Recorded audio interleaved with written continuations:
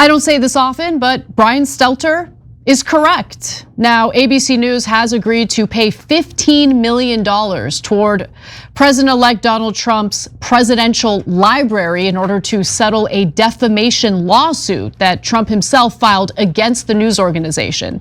Now, Trump filed this suit against ABC News over anchor George Stephanopoulos, inaccurately claiming at the time that Trump was found liable. Ana Kasparian checks Cenk Uygur on the Young Turks in this clip while actually appearing to defend Donald Trump winning his defamation suit recently against George Stephanopoulos for his vile false statements, as Ana Kasparian shows that the left is terrified after this victory and that now Donald Trump is going to sue everyone he can for their lies, and Cenk Uygur still tries to justify what George Stephanopoulos said before Ana Kasparian comes in and rebukes Cenk Uygur's wild statements. Let's watch. One word comes to mind, the word emboldened. Trump and his team is going to be emboldened by this settlement by ABC, because rather than fight this out any further, rather than trying to go to trial, ABC is choosing to settle. I don't say this often, but Brian Stelter is correct. Now, ABC News has agreed to pay $15 million toward President-elect Donald Trump's presidential library in order to settle a defamation lawsuit that Trump himself filed against the news organization. Now, Trump filed this suit against ABC News over anchor George Stephanopoulos, inaccurately claiming at the time that Trump was found liable for rape in the E. Jean Carroll case. Now, he had actually been found civilly liable for sexual abuse, not rape, and there is a distinction here. I'll get to that distinction in just a moment, but first, here is the segment that spurred the lawsuit. And you've endorsed Donald Trump for president. Judges and two separate juries have found him liable for rape and for defaming the victim of that rape. How do you square your endorsement of Donald Trump with the testimony we just saw? Well, I will tell you, I was raped at the age of 16. And any rape victim will tell you, I've lived for 30 years with an incredible amount of shame over being raped. I didn't come forward because of that judgment and shame that I felt. And it's a shame that you will never feel, George. And I'm not going to sit here on your show and be asked a question meant to shame me about another potential rape victim. I'm not gonna do that. It's actually not about shaming you. It's a question about Donald Trump. No, you are shaming me. You've endorsed Donald Trump for president. Right. Donald Trump has been found liable for rape by a jury. Donald Trump has been found liable for defaming the victim of that rape by a jury. What is it called when you're depositions? They were about to do depositions. ABC News decides, let's settle it instead. As part of the settlement, ABC will pay the $15 million to the Trump Presidential Library, which currently only exists online, plus another $1 million in Trump's attorney fees, court records show.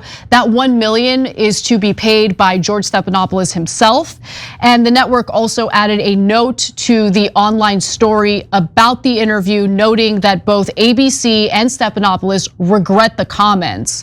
Now, look, this has made members of the media, legal experts, and liberal pundits very upset because they feel that this sets a terrible precedent for the press. So Democratic attorney Mark Elias wrote, "Knee bent, ring kissed, another legacy news outlet chooses obedience."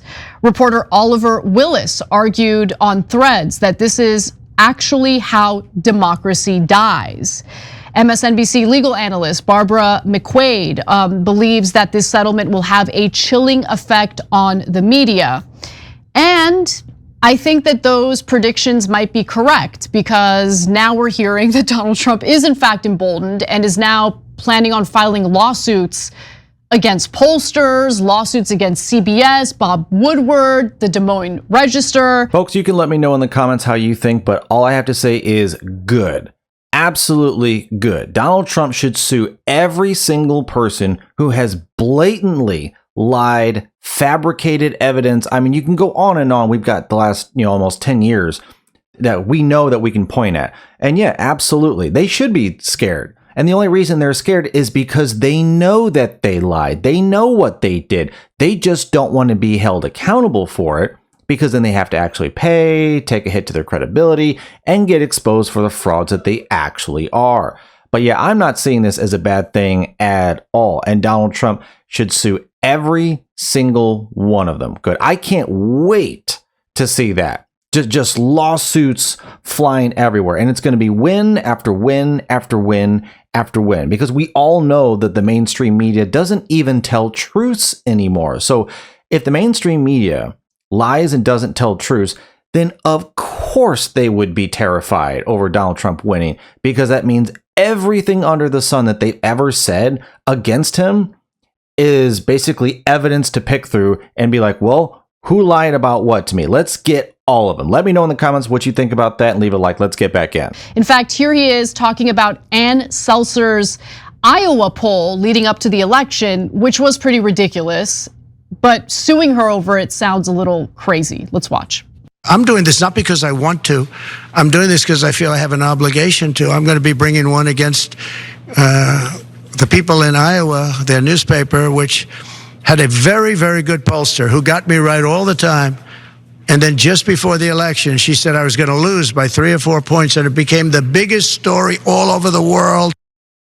So, look, I am worried about the chilling effect on the press. Now, the press should be careful, and you shouldn't be sloppy, and you should go out of your way to be accurate. But the other thing is, look, in order to win a defamation suit, the person filing the suit would have to prove actual malice, meaning that the Trump team would have to prove that George Stephanopoulos knowingly lied and kept saying that he was found liable of rape.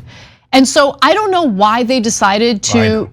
Okay, go ahead, since you know. Yeah, so look, do I know for a fact, do I have I seen their internal documents? Of course not.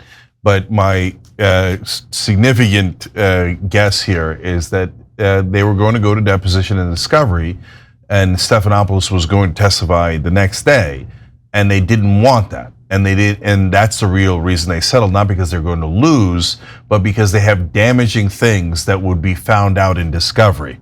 And so probably about completely other topics, right? So they did this as a way to cover their own ass, but it damned us all. And I'm going to explain why it damned us all. But first of all, on how easy it would have been to win the case. So let me read to you something from CNN.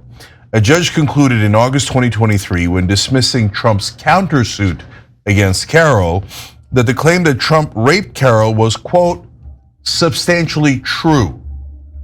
The judge wrote that Trump, quote, raped her in the broader sense of that word, as people generally understand it, though not as it is narrowly defined by New York state law. So what Anna read you about New York state law is true, and that would have been helpful to Trump in his case.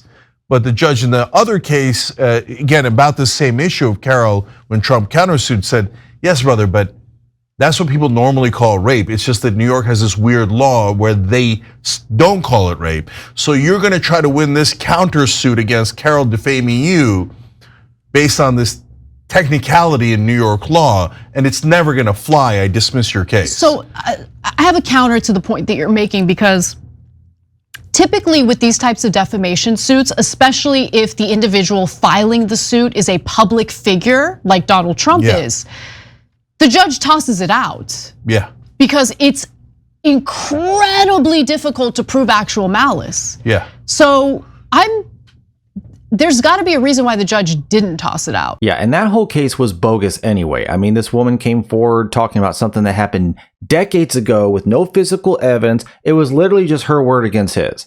And folks, I mean, you can let me know what you think in the comments. Donald Trump, look, he can get the most beautiful women in the world. I mean, you can look in the past and see who he's dated. Why on earth? Why on earth would he go out of his way to do that against that woman? Like, I mean, if you ask me, she's not particularly anything impressive, and he had access to anything he wants. He had no incentive or reason to do this in the first place, and denied it the whole time. And then she made a joke about spending her money afterwards, which, you know, she didn't really seem like a victim then. Like, her mentality was very, very, very odd. But yeah, Ana Kasparian makes a good point. Obviously, there had to be something there for him to let this, you know, go any further. And the fact that George Stephanopoulos claims to be a journalist and could easily have looked up exactly what Donald Trump was convicted of, he would have known what it was, and yet he continued to say it over and over and over again.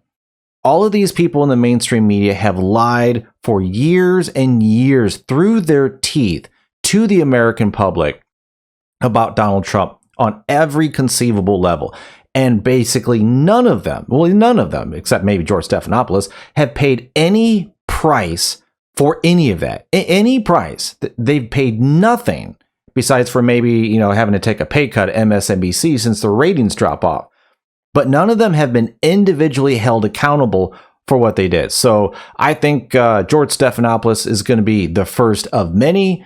But yeah, I can't wait until they all start paying through their teeth. And then maybe the mainstream media might actually be forced to tell the truth that it otherwise is supposed to on its own. But folks, thanks for watching. Let me know what you thought about what Ana Kasparian had to say to Cenk Uygur and about Donald Trump's defamation suit in this video. Thanks for watching. Like and subscribe, and I'll see you folks on the next one.